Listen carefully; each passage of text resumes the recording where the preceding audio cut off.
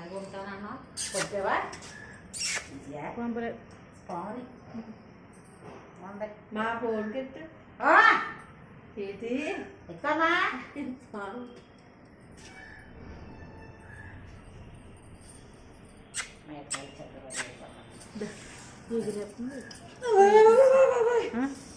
వెళ్ళిపోతారమ్మా అందులో పడిపోతారు